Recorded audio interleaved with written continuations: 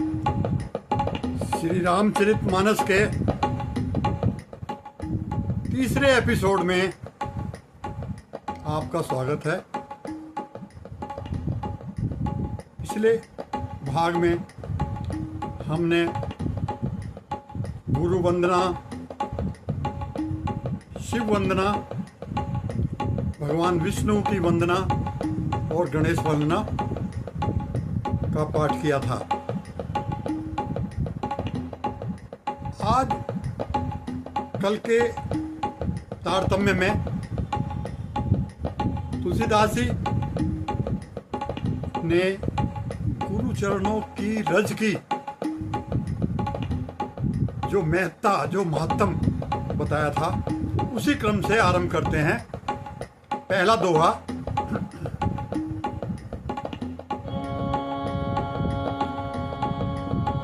जथा सुवंजन अंजिद्रग साधक सिद्ध सुजान, कौतुक देखत सैलवन भूतल भूरि निधान।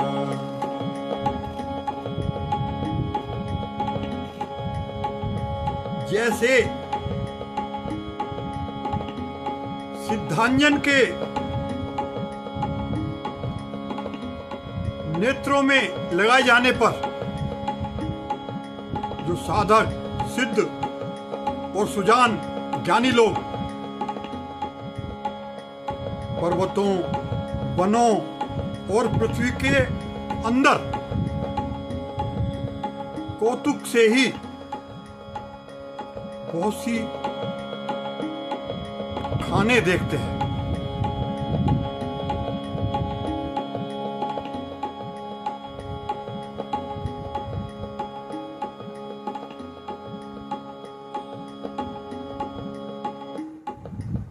एक अंजन है सिद्धांजन।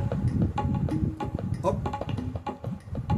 विश्वास करना होता है, जब कोई चीज कही जाती है तो इसका मतलब उसका अस्तित्व है। तो उस सिद्धांजन को लगाने पर पृथ्वी के अंदर तक की चीजें दिखाई देने लगती हैं।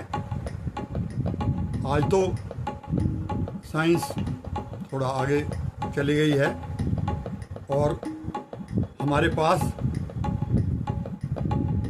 ऐसे उपकरण हैं जो आपने नाम सुना होगा, मेटल डिटेक्टर। पृथ्वी के अंदर अगर कोई धातु है, मेटल डिटेक्टर उसको दूर से ही पता लगा लेता है कि हाँ यहाँ पर है, लेकिन उसकी फोटो नहीं आ पाती। देखिए मजे की बात, ओनली साउंड, केवल आवाज आएगी। और आवाज भी क्या है, वो हम वेव्स को भेजते हैं। अगर वहां पे धातु है तो वो रिफ्लेक्ट होके वापस आ जाती है और हमारा जो एम्पलीफायर है उसको पकड़ के आवाज दे देता है। ये बहुत कॉमन चीज है मेटल डिटेक्टर। हर इंपॉर्टेंट जगह पर इसको लगाया जाता है। वीआईपी के घरों में किसी के प्रवेश से पहले उसको चेक कर लेते हैं, इसके पास कोई और हथियार तो नहीं है। मेटल डिटेक्टर एकदम बता देता है कि धातु की कोई चीज इसके पास है। तो लेकिन वो केवल आवाज दे पाता है। पहले लोग अपने योग बल से, तपस्या से ऐसा अंजन, ऐसा काजल, सिद्धांजन बनाने में समर्थ हो गए थे।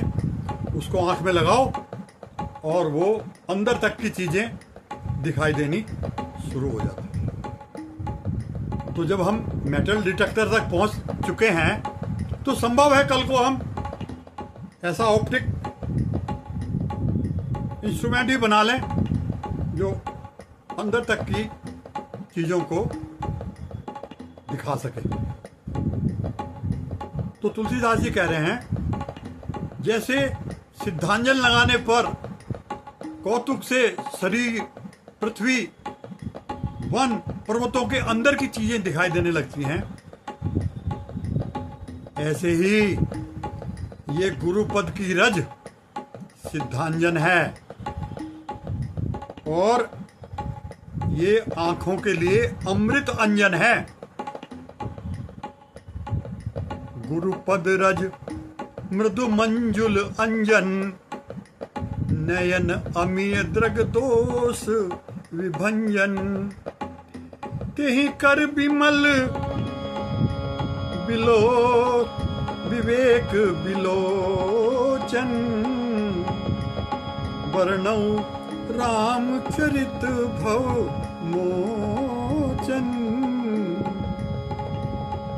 उस सिद्धांजन को, उस गुरु के पदरज को मस्तक पर लगाकर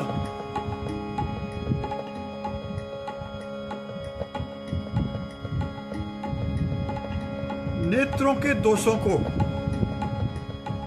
दूर करके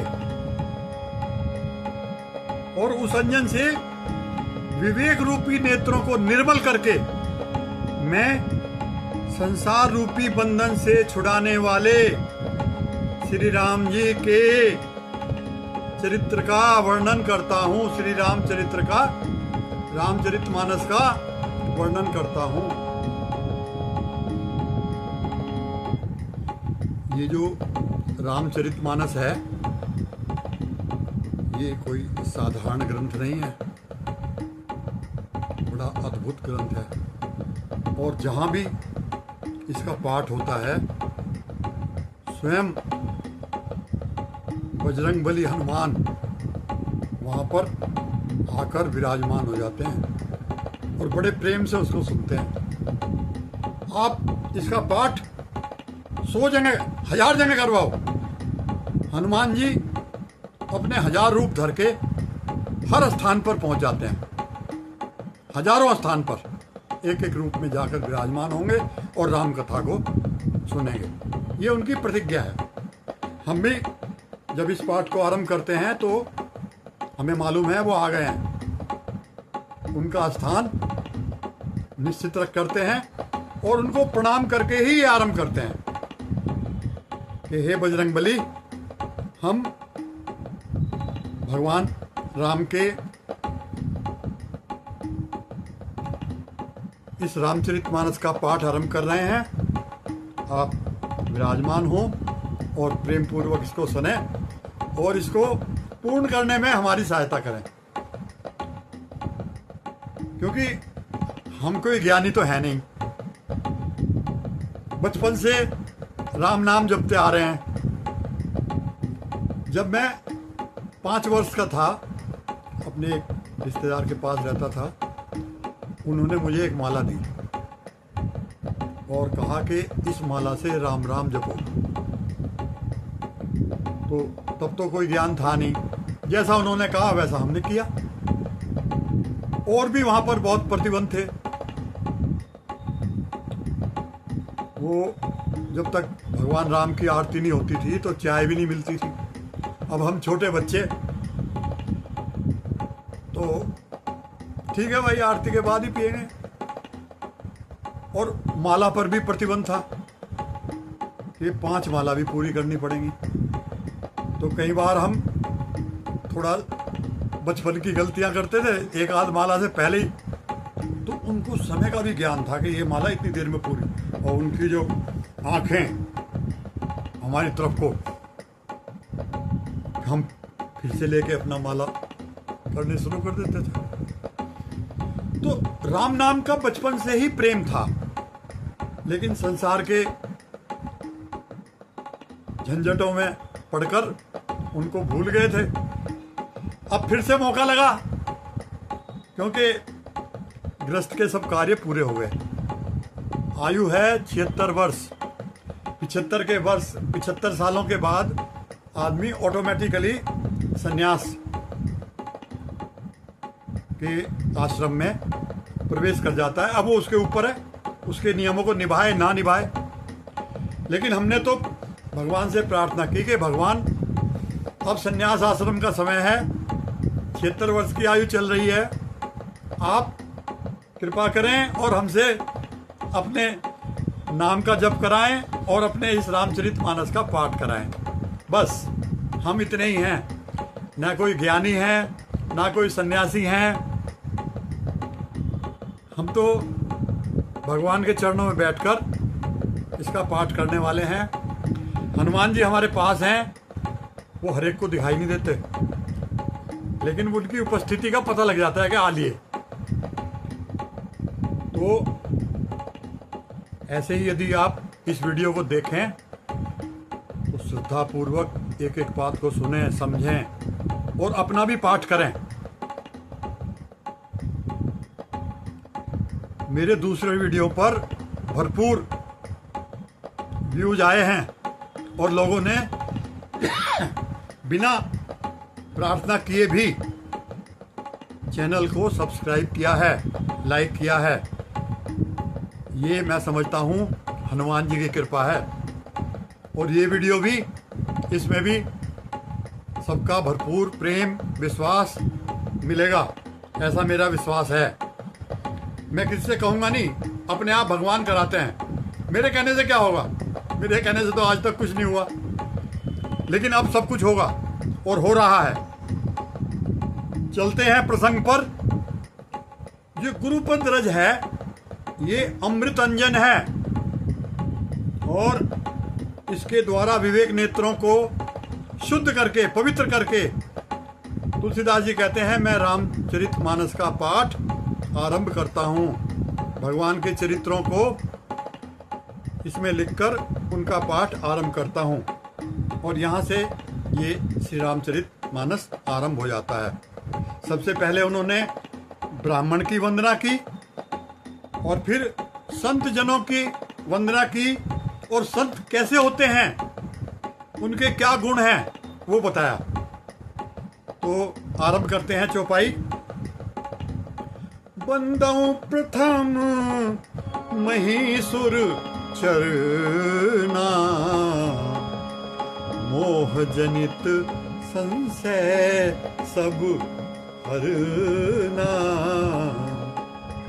सुजन समाज सकल गुण खानी,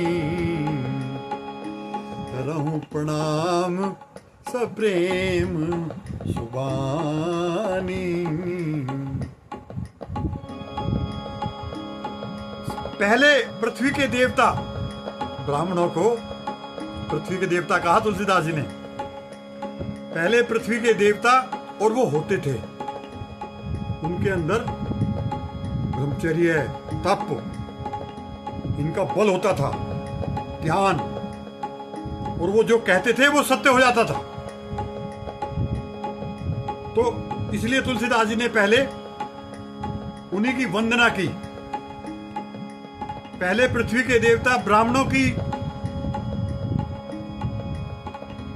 के चरणों की वंदना करता हूं। जो अज्ञान से उत्पन्न, ब्राह्मण कैसे हैं वो? जो अज्ञान से उत्पन्न सब संदेहों को हरने वाले हैं। फिर सब गुणों की खान संत समाज की प्रेम सहित सुंदर वाणी से वंदना करता हूं, उनको प्रणाम करता हूं। संत समाज को प्रणाम किया तुलसीदास जी ने और बताया साधु कैसे होते हैं। कहते हैं, साधु चरित शुभ चरित कपासु, निरस विशद गुण में फल जासु। जो सह दुख पर छिद्र दुरावा, बंदनीय जही जग जस पावा।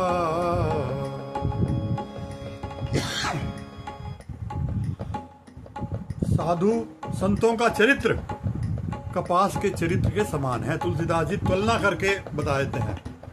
देखो, कपास का जो डोडा होता है, जो फल आता है, उसमें कोई रस नहीं होता, वो नीरस होता है।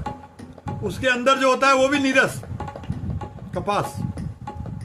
लेकिन वो जो फल है उसमें से जो कपास निकलती है, उसे बिनोले अलग करते हैं, उसको धुनते हैं मार मार के दुनिया से, और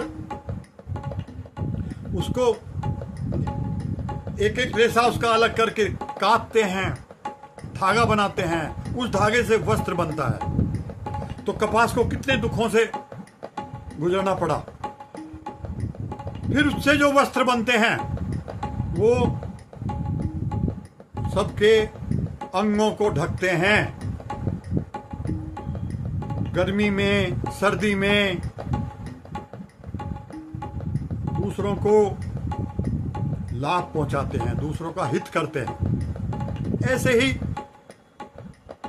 जो संत समाज है, साधु समाज है, वो दूसरों के हित के लिए अपने प्राणों तक का भी न्यौछावर कर देते हैं, तप करते हैं, ज्ञान अर्जित करते हैं और फिर समाज को बताते हैं कि ऐसा करो, ऐसा ना करो, ऐसा करने में तुम्हारा लाभ है, ऐसा करने में तुम्हारी हानि है। मुद मंगल में संत समाजू, जो जग जंगम तीरथ राजू। राम भगति जह सुरसरी धारा, सर सही ब्रह्म विचार प्रचारा। पहली तुलना साधु की करी कपास से, दूसरी तुलना प्रयागराज से,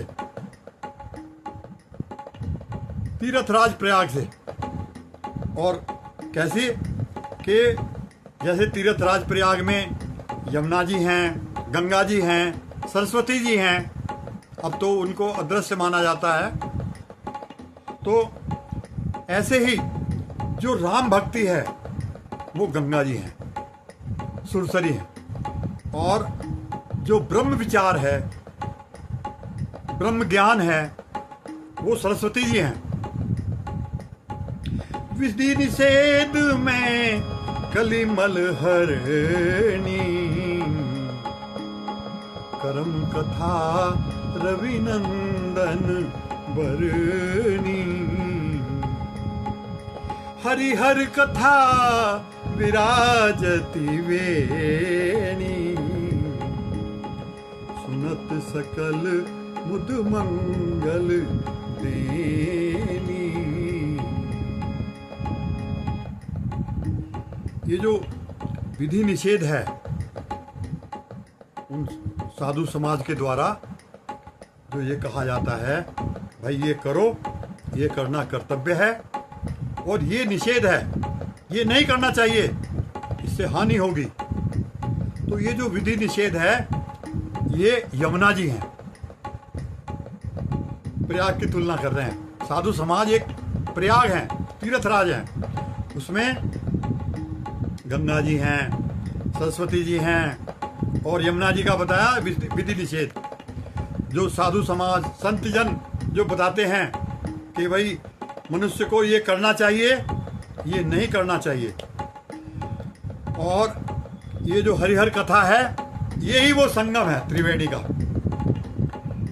जो सुनने मात्र से, संगम पे तो आपको जाना पड़ेगा, स्नान करना पड़ेगा, और तब आपके जो मन के, शरीर के पाप हैं वो धुल जाएंगे और मनोकामना पूरी होगी। लेकिन जो हरिहर कथा है ये तो सुनने मात्र से सब आनंद, मंगल, मनोकामनाएं पूर्ण होती हैं। बटु विश्वास अचल निज धर्मा, तीर्थ राज समाज सुकर्मा। सब ही सुलभ सब दिन सब देसा, सेवत सादर समन कलेसा।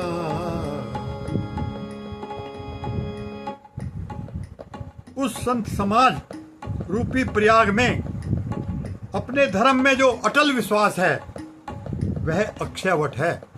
जैसे वहाँ प्रयागराज में अक्षयवट है, बहुत पुराना है, कितने वर्षों का है आज तक कोई नहीं जान पाया। ऐसे ही अपने धर्म में जो विश्वास है वो अक्षयवट है। और शुभ कर्म ही उस तीर्थराज समाज का परिकर है।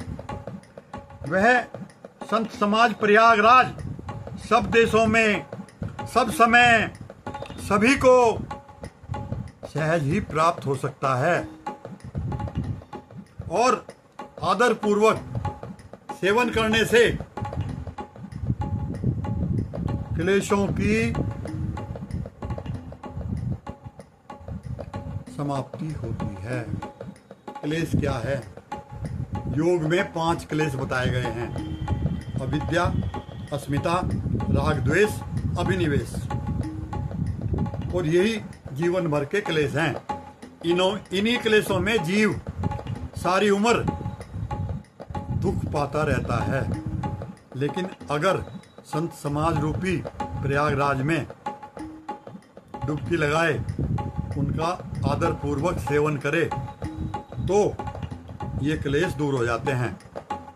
ये 5 क्लेश दूर करने के लिए ही ये ग्रंथ लिखा गया है, क्योंकि अंत में आखिरी स्टेज में तुलसीदास जी ने कहा है, सतपंच चौपाई मनोहर जान जे नर उर धरे, दारुण अविद्या पंच जनित विकार। यही 5 क्लेश। दारुण अविद्या उसकी जननी है, 4 उससे पैदा होते हैं। 4 क्लेश अविद्या से पैदा होते हैं। अविद्या खुद एक क्लेश है। इसका विस्तार से वर्णन आगे पढ़ेंगे। तो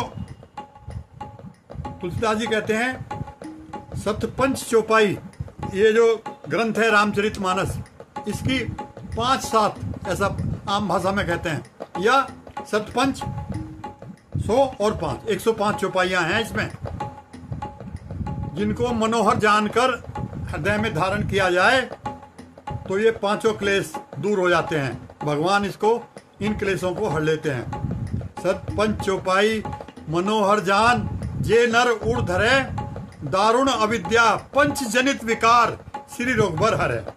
भगवान उसके क्लेश हर लेते हैं। तो अकथ अलौकिक तीरथ राऊ, देई सत्य फल प्रगट प्रभाऊ।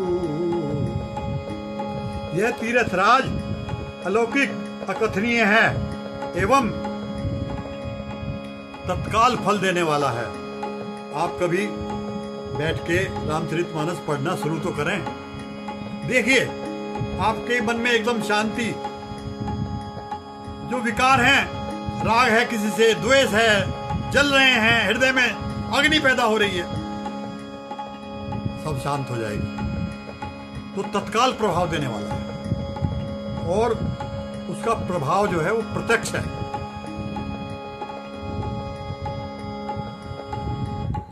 सुनी समझई जन मुदित मन,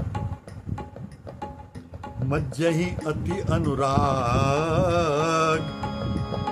लहई 4 फल अछत तनु, साधु समाज प्रयाग, सियावती राम जय जय राम, अवधपति राम जय जय राम। ये महिमा है संतों की, साधु समाज की, संत समाज की।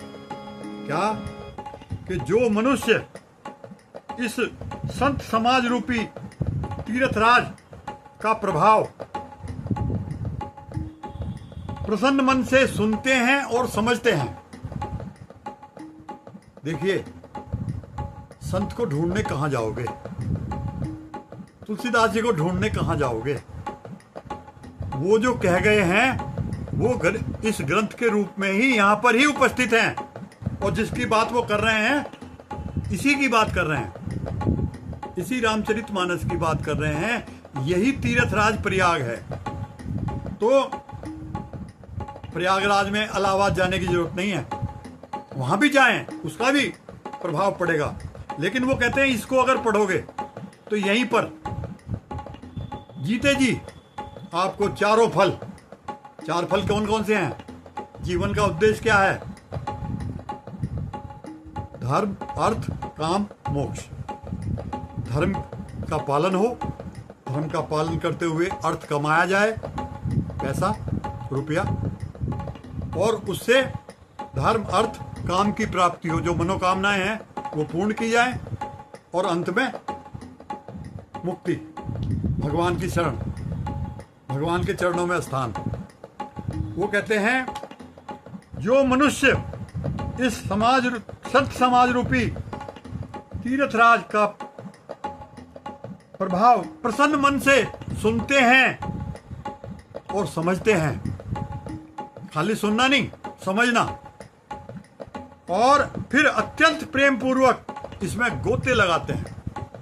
वहां तो गंगा जी त्रिवेणी है, उसमें गोते लगाओगे, इसमें गोते कैसे लगेंगे? तो यही तरीका बताया गया है। ये 4 फल प्राप्त करने का कि पहले श्रवण, फिर मनन और फिर निधिध्यासन। गोते लगाना मतलब उसमें निधिध्यासन करना, उसको अच्छी प्रकार से हमेशा के लिए मस्तिष्क में बैठा लेना। जब ऐसा होता है तो चारों फल उसे मिल जाते हैं। वो धर्म मार्ग पर भी चलेगा, धर्म पूर्वक अर्थ भी कमाएगा और अपनी मनोकामना पूरी करेगा, और भगवान उसे मोक्ष भी देंगे, मुक्ति देंगे। धर्म, अर्थ, काम और मोक्ष, चारों चीजें उसे जीते जी मिल जाएंगी। मजे की बात है। वो कहते हैं जो इसमें अत्यंत प्रेम पूर्वक गोते लगाते हैं, ये वे इस शरीर के रहते ही धर्म, अर्थ, काम, मोक्ष चारों फल पा जाते हैं। कितनी बड़ी बात। और फिर कहते हैं कि इस तीर्थराज में ये जो तुलसीदास जी ने जिसकी रचना की है, रामचरितमानस की, ये संत समाजों, पूरे संतों का जो कहा गया है, संतों ने कहाँ कहाँ, वेदों में, पुराणों में, उपनिषदों में, उन सब का निचोड़ इस रामचरितमानस में है। तो वे कहते हैं कि मज्जन फल पेखिए तत्काला, काक होई निक बकहु मराला, सुनिया चरज करे जनी होई, सत्संगत महिमा नहीं होई। इस संत समाज रूपी प्रयाग में, इस रामचरितमानस में जो मज्जन करते हैं, स्नान करते हैं, उसका फल तत्काल देखा जाता है। और जो कौवे हैं, काक, वो कोयल हो जाते हैं, और जो बगुले हैं वो हंस हो जाते हैं। अब 2 लाइन में कह के तुलसीदास जी तो अलग हो गए। इसको समझने में लंबा समय लगता है। ये रामचरितमानस 24 घंटे इसका पाठ करते हैं, उसका फल है।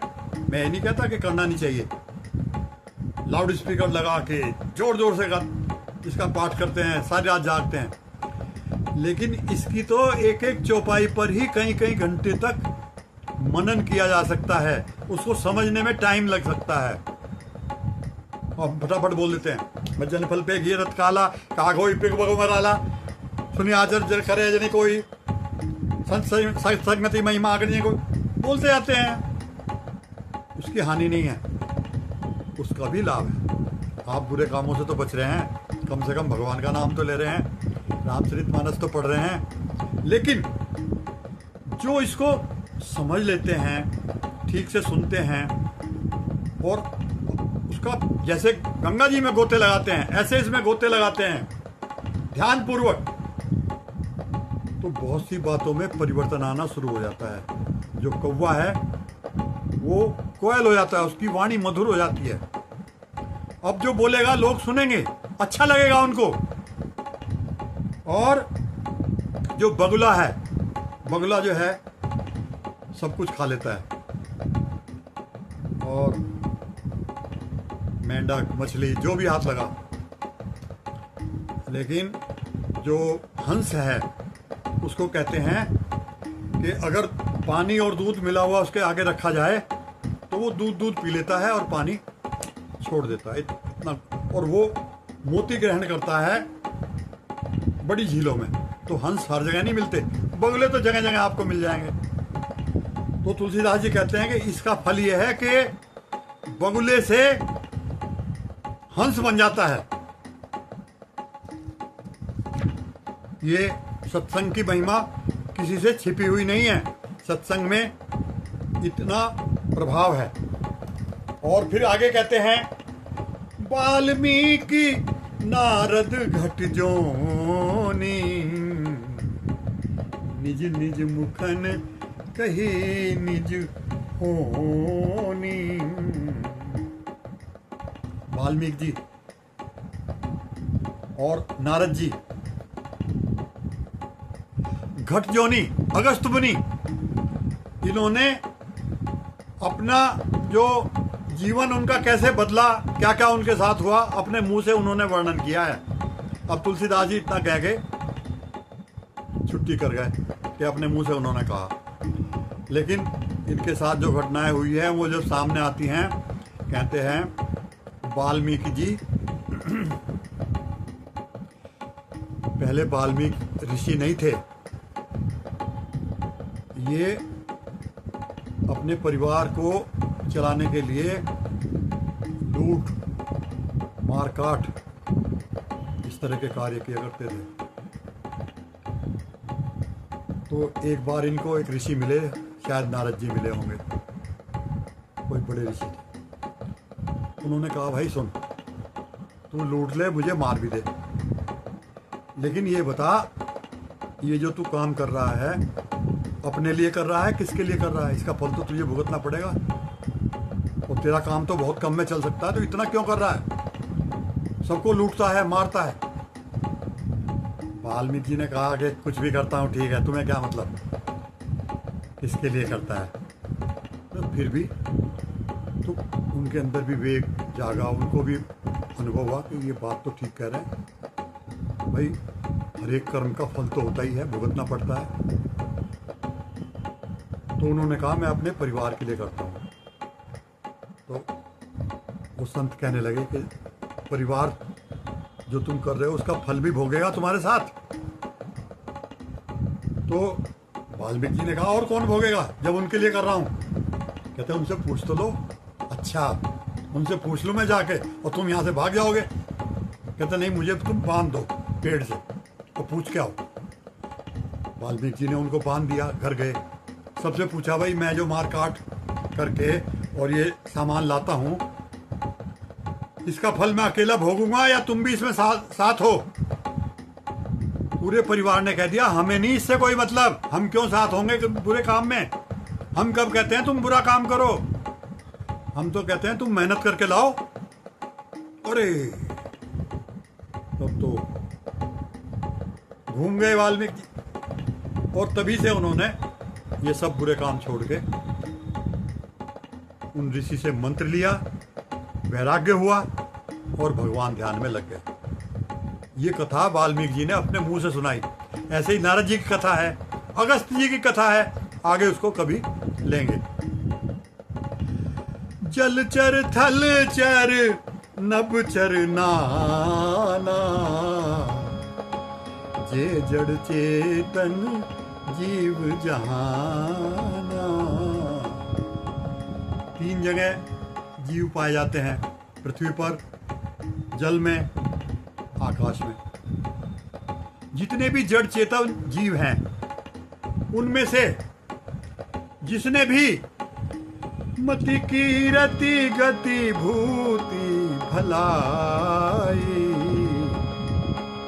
जब जही जतन जहां जही पाई।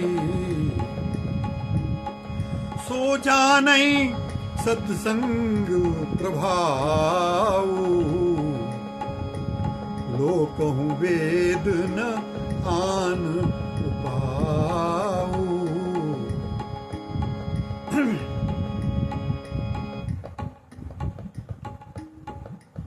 तीनों जगह पर, जल में, थल में, आकाश में रहने वाले जितने भी जड़ चेतन जीव हैं, उनमें से जिसने भी जिस समय जहां कहीं भी बुद्धि, कीर्ति, सद्गति और विभूति, ये क्या चीजें हैं, विभूति क्या है, आगे प्रसंग आएगा, डिटेल में पढ़ेंगे। लेकिन है विभूति माने योग में विभूति पाद है जिसमें सिद्धियां हैं, सिद्धियों का वर्णन है। ऐसी ऐसी सिद्धि हैं कि मनोकामना जो भी आप मन में इच्छा करेंगे, आजकल लॉ ऑफ अट्रैक्शन, मैनिफेस्टेशन, ये सब चल रहा है ना, यूट्यूब में बताया जाता है, पढ़ते हैं, तो वो प्राप्त हो जाती हैं विभूति में योग के द्वारा। तो ये जिसने प्राप्त की हैं, बुद्धि जिसको मिली है, कीर्ति मिली है, दुनिया में नाम हो गया। मैं एक कथावाचक को जानता हूँ, आजकल बड़े पॉपुलर हैं, हुए हैं, अब तो बूढ़े हो गए, उतने अच्छे नहीं लगते, लेकिन एक समय था, रुतबा था उनका, मुरारी बापू, राम कथा कहते हैं। उनका कहना है कि मैं तो, वो टीचर थे, पढ़ाते थे, तो वो कहते हैं मेरी कक्षा में भी 20-25 विद्यार्थी आते थे और वो कभी मुझे ध्यान से सुनते नहीं थे, और जब से मैं राम की शरण में आया, राम कथा आरंभ की, हजारों लोग आते हैं। आज उनके पास क्या नहीं है, कहते हैं लोग, मुझे तो पक्का पता नहीं है, मैंने सुना है एक राम कथा लाखों में और पूरी तो जाके करोड़ों में पड़ती है। हजारों लोग आते हैं, उनका खाना, रहना, पंडाल, व्यास गद्दी, और तो ये राम कथा का प्रभाव है, सत्संग का प्रभाव है। जिसने भी, जिसको भी मिला है आज तक, मुझे भी जो मिला है ना, मैं तो एक बहुत साधारण से परिवार में पैदा हुआ था, 10 बहन भाई थे, एक गाय घर में रहती थी, पिताजी एक छोटी सी नौकरी करते थे। किस तरह बचपन बीता, बड़े हुए, लेकिन दुख में नहीं, आनंद पूर्वक, भगवान का नाम लेते हुए। तो मैंने भगवान की कृपा से बीएससी तक शिक्षा प्राप्त की, इंजीनियरिंग का डिप्लोमा किया, दिल्ली से बीटेक की डिग्री की। ये सब कैसे हुआ? भगवान की कृपा, उसकी कृपा, संत जनों की कृपा, सत्संग की कृपा, इनके बिना दुनिया में कुछ नहीं होता। तो वो कहते हैं जिसने भी मति, कीर्ति, बुद्धि, कीर्ति, सद्गति और विभूति प्राप्त की हैं, वही सत्संग का प्रभाव जानते हैं। और दुनिया में और वेद में और कोई उपाय नहीं है। वेदों में बहुत उपाय बताए गए हैं। वर्षा करानी है, यज्ञ करो, पशु चाहिए, यज्ञ करो, धन चाहिए, ये यज्ञ करो। अलग अलग यज्ञों के नाम हैं। पुत्र चाहिए, पुत्रेष्टि यज्ञ करो, वेदों से निकला है। तो लेकिन कोई उपाय कार्य नहीं करता, सत्संग सबसे बड़ा उपाय है। बिनु सत्संग विवेक न होई, राम कृपा बिनु सुलभ न सोई। सत्संगति मुद मंगल मूला, सोई फल सिद्धि सब साधन फूला। देखो कितनी बड़ी बात तुलसीदास जी कह रहे, सब साधन तो फूल हैं और फल क्या है? सत्संग। पहले फूल आएगा, साधन करोगे, और सत्संग प्राप्त हो गया तो फल आ गया। ये सत्संग और विवेक आपस में संबंधित है। बिना सत्संग के विवेक नहीं होता, और जब विवेक होता है, थोड़े बहुत भगवान की कृपा होती है, तब आदमी सत्संग करता है। तो लेकिन प्रभु की कृपा बिना कुछ भी संभव नहीं है। सठ सुधरई सत्संगति पाई, पारस परस कुधात सुहाई। जो दुष्ट हैं, दुष्ट प्रकृति के हैं, वो सत्संगत पाकर सुधर जाते हैं। और जैसे कैसे सुधर जाते हैं? जैसे लोहा पारसमणि के स्पर्श से सुधर जाता है। लोहा स्वर्ण बन जाता है, सोना बन जाता है पारसमणि के स्पर्श से। ऐसे ही दुष्ट प्रकृति वाले अपनी प्रकृति छोड़कर विवेकशील व्यक्ति बन जाते हैं, संत बन जाते हैं, साधु बन जाते हैं। विधि बस सुजन कुसंगत परहिं, धनी मनि सम निज गुण अनुसरहि। विधि का विधान है, अच्छे लोग भी बुरी संगत में पड़ जाते हैं, लेकिन वो मणि के समान अपना गुण नहीं छोड़ते, भले ही वो कुसंगत में पड़ गए हों। कहते हैं सांप का संसर्ग पाकर भी मणि उसके विष को ग्रहण नहीं करती। ऐसे ही जो अच्छे लोग हैं वो कुसंग में भी रहें तो कुसंग उन पर प्रभाव नहीं डालता। जैसे मणि पर कहते हैं, मणि सांप के अंदर होती है। मणि वाला सांप रात्रि में उसको बाहर अपनी इच्छा से निकालता है, उसके प्रकाश में अपना जो भोजन की व्यवस्था है वो करता है, और अपना काम निपटाकर उस मणि को वापस धारण कर लेता है। इस सर्प में गुण होता है। लेकिन वो मणि कहाँ रहती है? सांप के अंदर जो जहर की थैली है, विष की थैली है, उसमें रहती है। मणि पर जहर का कोई प्रभाव नहीं आता, मणि तो मणि रहती है। ऐसे ही जो भले लोग कुसंग में भी पड़ जाएं तो वहां भी कुसंग उन पर प्रभाव नहीं डालता। विधि हरिहर कवि को विद बाणी, कहत साधु महिमा सकुचानी। सो मोसन कही जात न कैसे, साख बणिक मणि गुण गण जैसे। देखिए, ब्रह्मा, विष्णु, शिव, कवि और पंडितों से भी इनकी वाणी भी संत महिमा का वर्णन करने में सकुचाती है। भाई, हम तो संतों के बारे में क्या कह सकते हैं? उनकी तो महिमा इतनी बड़ी है, वो कहते हुए सकुचाते हैं कि हम ठीक से कह पाएंगे कि नहीं। इतनी बड़ी संत की महिमा है। और वो मेरे से, तुलसीदास जी कहते, मेरे से कैसे नहीं कही जा रही?